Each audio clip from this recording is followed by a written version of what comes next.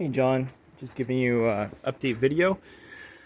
I got everything hooked up and we're ready to do the initial cranking for basically the air purging process. And so this is the fitting that the oil will be coming out of, and air at first and then oil.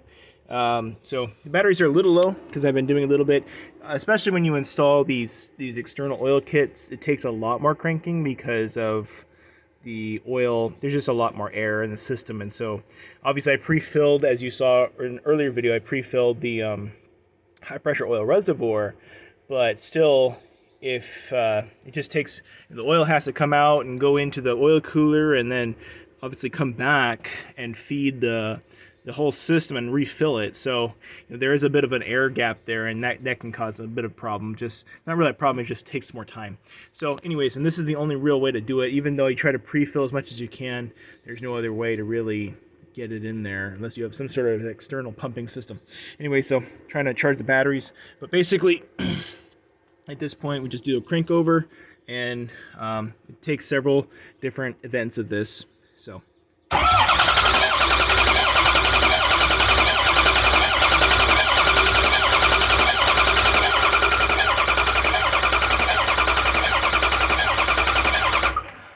So that's about as long as you can go, or at least I like to go, for a cranking process, and then you wait about 3 minutes and do it again until you start seeing oil coming out of there. And then even once you start seeing oil, there's a lot of air, because basically it'll, air will start coming up with oil. And so just doing it till I see nothing but a good stream of oil, then I seal that system. Then I'll put the FICM in, and then get the this is your new fuel filter, by the way. Get the fuel system all filled up, and then I can proceed to do the cranking startup, where I'm watching it on my scanner and watching the ICP build, and then we'll get it to start. And then once it starts up, and then I'll leave it running for about 30 seconds at the most, and because it has no coolant in it yet. And then just making sure that it runs. And then after that, I'll seal the system.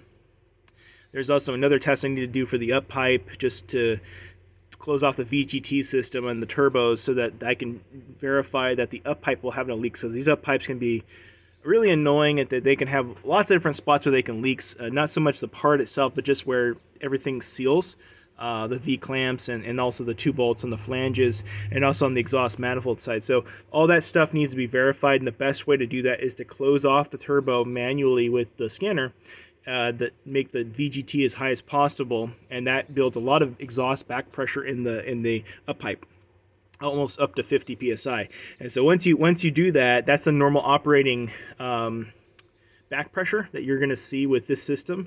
And so basically I get it up to that. I can get it up to that by just revving the engine and park with the VGT fully closed. And that will help to check for leaks, because you'll hear a very high pitch hissing noise if it's leaking, because it's really high pressure, obviously 50 psi. So anyways, also some updates. Got your new oil cap that you had in the box from Bulletproof. Besides that, I can't really think of anything else that needs to be informed yet. But this process will just take a little bit of time, but getting closer. I assume I'll be able to start it today. All right. Thanks, John.